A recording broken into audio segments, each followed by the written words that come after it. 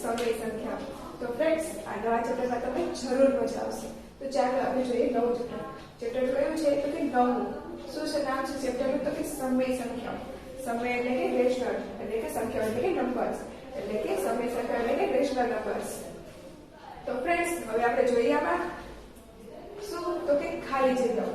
Friends I am sure તમને આ ચેપ્ટરમાં ખૂબ મજા આવશે। તો ફ્રેન્ડ્સ ચાલો આપણે મસ્તી મજાક અને કરતા કરતા એક નવું ચેપ્ટર શીખીએ કે જેમાં તમને ખૂબ મજા આવશે। તો ચાલો જોઈએ પહેલું। તો તેમાં શું કીધું છે કે ખાલી જગ્યા પૂરો। તો ચાલો આપણે શરૂઆત કરી ખાલી જગ્યાની। તો પહેલું શું છે ખાલી જગ્યા તો કે -2/3 અને 10/-15 એ કિંમતની રીતે ખાલી જગ્યા સમય સંખ્યાઓ છે। કેવી રીતે તો કે કિંમતની રીતે। તો આપણે જોઈએ કે કિંમતની રીતે કેવી સમય સંખ્યાઓ છે। તો જો ફ્રેન્ડ્સ આપણે શું કીધું છે કે -2/3 આમ કીધું છે ને। અને બીજી કઈ રકમ આપી છે તો કે 10/-15 આમ આપ્યું છે। તો હવે શું કર્યું છે કિંમતની રીતે ખાલી જગ્યા સંખ્યાઓ છે। તો હવે આપણે આના ભાગ પાડવા પડશે। તો ભાગ પાડીએ તો ભાગ શું બને તો કે 5 દુ 10 અને છેદમાં કેવી રીતના ભાગ પડે તો કે 5 તરી 15 એટલે કે 5 ગુણ્યા 3 એમ થાય। તો હવે શું 5 5 તો ઉડી જાય। બચ્યું શું તો કે 2/3। તો શું થશે કે આપણે લખી લઈએ કેવી રીતના તો કે -2/3। તો આ થઈ ગયું। તો આ સંખ્યા કેવી થાય બંને બરાબર થાય। એટલે કે -2/3 અને 10/-15 એ કિંમતને રીતે કેવી રીતના લખાય તો કે સમાન સમય સંખ્યાઓ છે। કેવી છે તો કે સમાન સમય સંખ્યાઓ। હવે તેવી જ રીતે જોઈ લઈએ આપણે બીજું। તો ફ્રેન્ડ્સ તેમાં શું કીધું છે તેમાં કીધું છે કે -2/-3 એ ખાલી જગ્યા સમય સંખ્યાઓ છે। તો કેવી છે તો કે આ બંને ઋણ છે। તો ઋણ કેમ થઈ જાય બે ઋણ હોય તો શું થઈ જાય તો કે ધન એટલે કે કેવી સમય સંખ્યાઓ છે તો કે ધન સમય સંખ્યાઓ છે। કેવી રીતના તો કે બંને ઋણ છે। તો કે બંને ઋણ હોય તો શું થાય તો કે ધન। હવે જોઈ લઈએ આપણે ત્રીજું।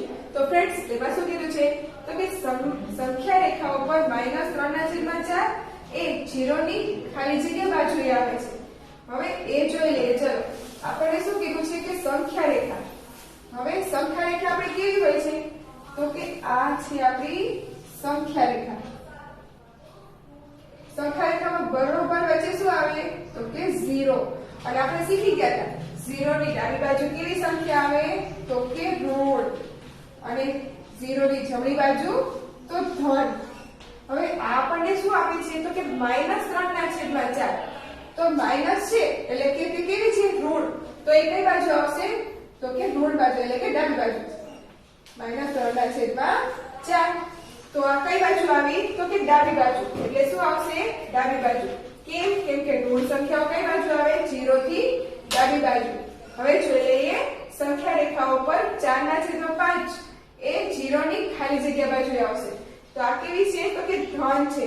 તો કઈ બાજુ આવશે ફ્રેન્ડ્સ જમણી બાજુ। કેમ કે તે ધન છે એટલે ધન સંખ્યાઓ 0 ની જમણી બાજુએ આવે। એટલા માટે સંખ્યા રેખા ઉપર 4/5 એ 0 ની જમણી બાજુ આવશે। હવે જોઈએ કે સંખ્યા રેખા ઉપર -2 અને 2 ની વચ્ચે ખાલી જગ્યા સમય સંખ્યાઓ છે। હવે આપણને કીધું છે કે -2 અને 2। હવે ધારો કે આપણે જોઈએ કે અહીંયા કણે -2 છે અને અહીંયા કણે છે -2। હવે એમ કીધું છે કે આ બંને સંખ્યાની વચ્ચે એટલે કે આ ગાળામાં ખાલી જગ્યા સમય સંખ્યાઓ આવે।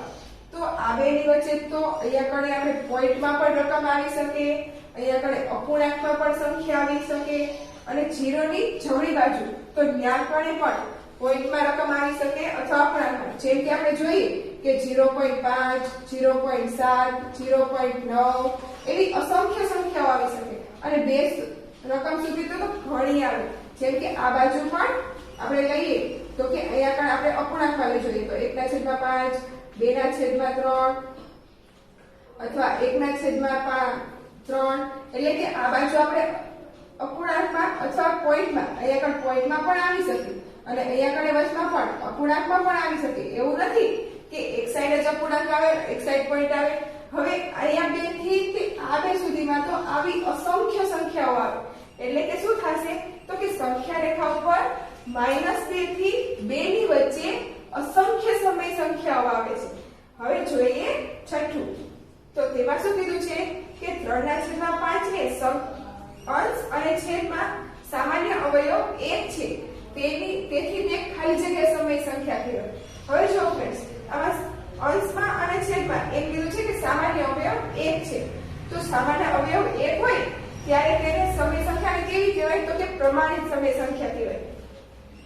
હવે જોઈ લઈએ 7મું તો તેમાં શું કીધું છે કે -45/30 નું પ્રમાણિત સ્વરૂપ ખાલી જગ્યા છે હવે પ્રમાણિત સ્વરૂપ કીધું છે તો એ આપણે જોઈ લઈએ પ્રમાણિત સ્વરૂપ એટલે કે તેનું નાનું એટલે કે અતિશંસિત સ્વરૂપ લખવાનું છે આપણને શું આપ્યું છે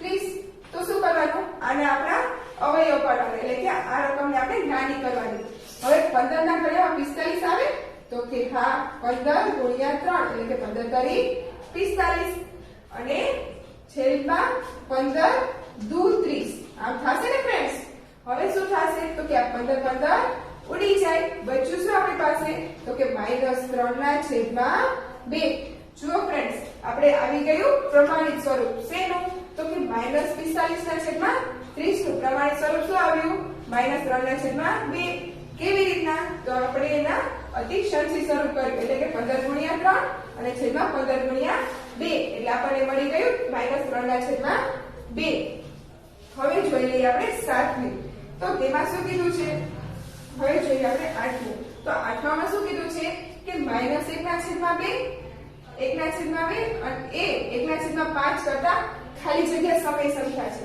હવે 1/2 એટલે કે બીજો ભાગ અને 1/5 એટલે કે તે પાંચમો ભાગ એટલે કે આમાંથી મોટી સંખ્યા કઈ કહેવાય તો કે 1/2 કેમ કે તે બીજો જ ભાગ થયો એટલે તે મોટી સંખ્યા કહેવાય એટલે શું આવે 1/2 એ 1/5 કરતા મોટી સમય સંખ્યા છે હવે જોઈએ આપણે 9મી ખાલી જગ્યા તો તેમાં શું કીધું છે ફ્રેન્ડ્સ તો તેમાં કીધું છે 4/7 અને 6/7 ની વચ્ચે એક સમય સંખ્યા ખાલી જગ્યા છે હવે જો આપણને એમ કીધું છે 4/7 અને વચમાં એમ કીધું ખાલી જગ્યામાં એક સમય સંખ્યા આવે છે અને બીજી આપી છે 7/6 હવે આપણા છેદમાં તો બધી 7 સરખા છે અને ઉપર શું આવશે તો 4 પછી શું આવે તો 5 અને છેદના તો છેદ એમને જ રહે એટલે કે 7 તો કઈ સંખ્યા આવી આપણી પાસે 5/7 તો અહીંયા શું આવશે કે 4/7 અને 6/7 ની વચ્ચે એક સમય સંખ્યા કઈ આવે છે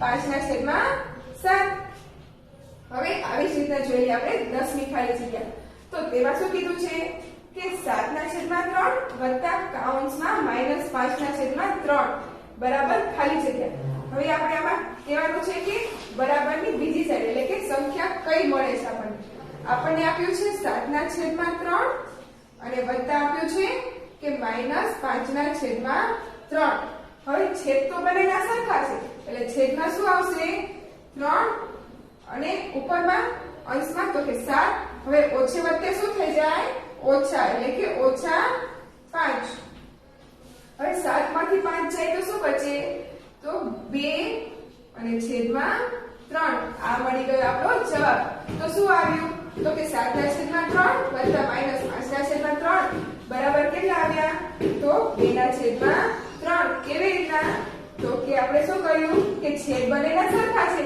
એટલે છેદ લઈ લીધા અને અંશ તો શું થઈ જાય બાદબાકી કેમ કે વત્તે ઓછે ઓછા એટલે 7 માંથી 5 જાય એટલે બચ્યા 2 આપણો જવાબ શું આવ્યો 2/3 હવે તેવી જ રીતના જોઈ લઈએ આપણે 11મી ખાલી જગ્યા એ તેવી જ રીતના છે શું કીધું છે આપણને કે -7/5 અને -2/5 નો સરવાળો આ પણ સરવાળો જ કીધો છે કેવી રીતના તો કે 7/5 અને વત્તા -2/5 હવે આનો બંનેનો શું કીધું સરવાળો તો સરવાળો કરી લઈએ તો છેદ તો બંનેના સરખા જ છે, તો છેદનો 5 એમના એમ જ છે અને અંશમાં -7 એમના એમ અને માઇનસ પ્લસ થશે થઈ તો કે માઇનસ અને 2. હવે -7 અને -2 હવે બંને માઇનસ છે તો શું થશે સરવાળો. તો સરવાળો શું આવે તો કે 7 ને 2 9 પણ કેવા તો કે માઇનસ. કેમ તો કે 7 યા તે માઇનસ એટલે કે મોટાની નિશાની અને છેદમાં 5 એમના એમ જ છે. આ આવી ગયો આપણો જવાબ. શું આવ્યો તો કે -9/5. કેવી રીતના આવ્યો તો આપણને કીધું હતું કે -7/5 અને -2/5 નો સરવાળો કરાવ્યો. તો આપણે સરવાળો કર્યો તો સરવાળો કર્યો એટલે છેદ બંનેના સરખા છે એટલે છેદ લખી લીધા અને અંશો શું કરવાનો તો કે આ માઈનસ છે અને આ પ્લસ છે તો કે માઈનસ ની નિશાની અને -7 -2 અને બંને માઈનસ છે એટલે શું થાય સરવાળો. કેમ કે માઈનસ માઈનસ પ્લસ એટલે કે બંનેનો સરવાળો કર્યો તો 7 ને 2 9 અને નિશાની કેની આવે તો કે મોટાની એટલે કે 7 મોટા છે અને માઈનસ છે એટલે કે -9/5. તો આપણો જવાબ આવી ગયો. તો ફ્રેન્ડ્સ બધાને સમજાઈ ગયું ને. હવે તેવી જ રીતના જોઈએ આપણે 12 ની ખાલી જગ્યા. તો તેમાં શું કીધું છે કે -3/5 ગુણ્યા 25/6 બરાબર ખાલી જગ્યા.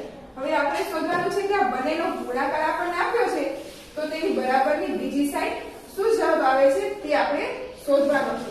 આપણને શું કીધું છે કે -3/5 અને ગુણાકાર ની નિશાની અને 25/6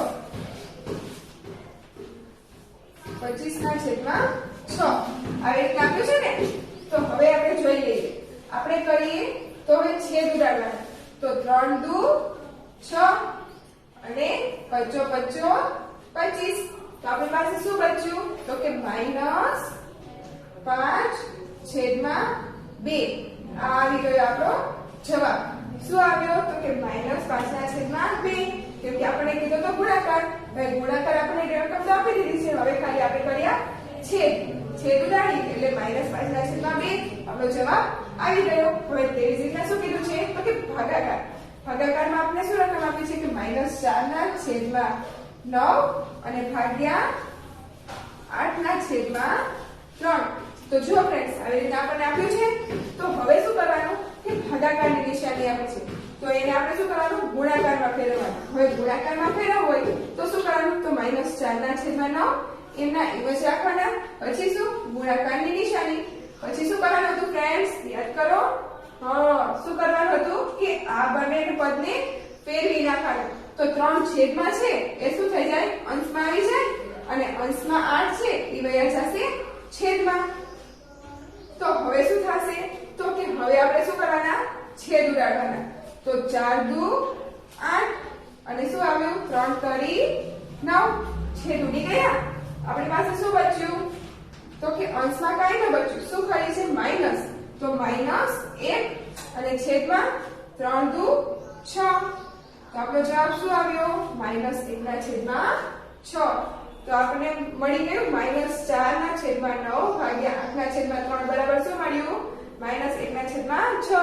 કેવી રીતે આવે ફ્રેન્ડ્સ તો કે આ જે રકમ આપણને આપી હતી એને આપણે ગુણાકારમાં ફેરવી એટલે કે -4/9 ગુણ્યા હવે ગુણાકાર કર્યો એટલે આ પદ આપણું ફેરવાઈ ગયું એટલે કે 3/8 થઈ ગયું. પછી છેદ ઉડાડીને આપણને મળી ગયું -1/6. હવે તેવી જ રીતના જોઈ લઈએ આપણે 14 ની ખાલી જગ્યા. તો એમાં શું કીધું છે તો કે -3/4 ની વિરોધી સંખ્યા ખાલી જગ્યા છે. તો ફ્રેન્ડ્સ ધ્યાન રાખજો. આપણને શું કીધું છે કે વિરોધી સંખ્યા એટલે કે જો પ્લસ ધન હોય તો માઈનસ થઈ જાય ઋણ થઈ જાય અને જો ઋણ હોય તો તે ધન થઈ જાય. આપણને શું આપ્યું છે કે -3/4 ની વિરોધી સંખ્યા. હવે આ ઋણમાં છે એટલે કે માઈનસ છે તો આ શું થઈ જશે પ્લસ એટલે કે 3/4 છે. કેવી રીતના તો કે આ ઋણ છે એ ધન થઈ ગઈ કેમ કે આપણને વિરોધી સંખ્યા કીધી છે. હવે જોઈ લઈએ 15 ની ખાલી જગ્યા. તો ફ્રેન્ડ્સ એમાં શું કીધું છે કે -2/7 ની વ્યસ્ત સંખ્યા ખાલી જગ્યા છે. જો ફ્રેન્ડ્સ ધ્યાન રાખવાનું વ્યસ્ત સંખ્યા અને વિરોધી સંખ્યા બંનેનું ધ્યાન રાખવાનું કે વિરોધી સંખ્યામાં માઈનસ હોય તો પ્લસ થઈ જાય અથવા જો પ્લસ હોય તો માઈનસ થઈ જાય અને વ્યસ્ત સંખ્યામાં પદ ફેરવાય છે. હવે જો આપણને શું કીધું છે તો કે -2/7 અને તેની વ્યસ્ત સંખ્યા કીધી છે તો માઈનસ તો એમના એમ જ રહેશે પણ શું થશે તો કે આ પદ રહ્યું એ ઉલટાઈ જશે એટલે કે ફેરવાઈ જશે. તો 2/7 છે તો એને આપણે વ્યસ્ત એટલે કે ફેરવી નાખીએ તો શું થઈ જાય 7/2. તો ફ્રેન્ડ્સ હવે આ સમજાઈ જશે ને, યાદ રહી જશે. શું કરવાનું તો કે વિરોધી સંખ્યા હોય તો માઈનસ ના પ્લસ થઈ જાય અથવા પ્લસ ના માઈનસ થઈ જાય પણ જો વ્યસ્ત સંખ્યા હોય તો પદ આખું ઉલટાઈ જાય. કેવી રીતના તો કે આમાં આપણે જોયું એવી રીતના કે માઈનસ તો એમ જ રહે પણ પદ ફેરવાઈ જાય એટલે કે 2/7 છે તો 7/2 થઈ જાય. તો ફ્રેન્ડ્સ હવે આ સમજાઈ ગયું ને. તો હવે આમાં આપણે જોઈએ આગળ વિકલ્પો. તો વિકલ્પો શું છે તો કે બીજું નીચે આપેલા વિકલ્પોમાંથી સાચો વિકલ્પ પસંદ કરો. તો ચાલો આપણે જોઈ લઈએ. તો આપણને શું કીધું છે પહેલું કે -1 ની વ્યસ્ત સંખ્યા ખાલી જગ્યા છે. જો ફ્રેન્ડ્સ ધ્યાન રાખવાનું શું કીધું છે વ્યસ્ત સંખ્યા.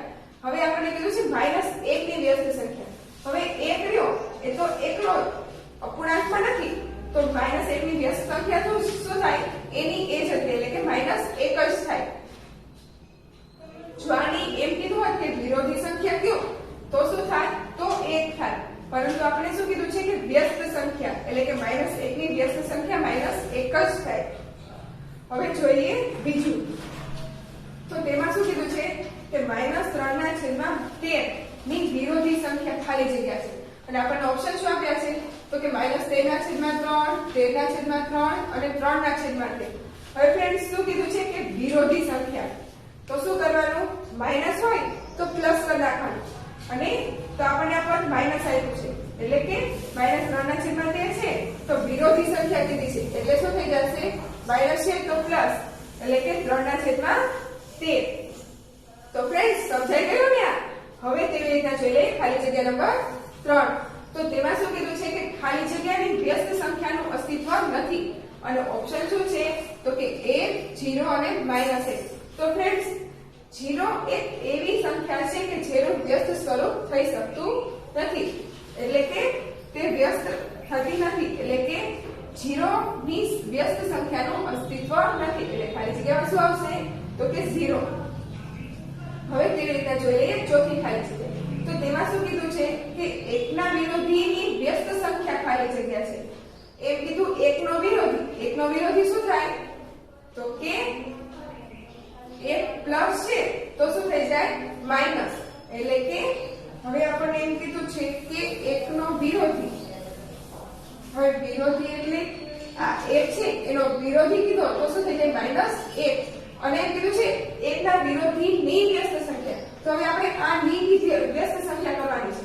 હવે -1 ની વ્યસ્ત સંખ્યા થાય તો એની એ જ રહી જાય કેમ કે આ અપૂર્ણાંકમાં કે નથી એટલે કે -1 ની વ્યસ્ત સંખ્યા શું થાય તો -1 જ થાય. હવે જોઈએ પાંચમું.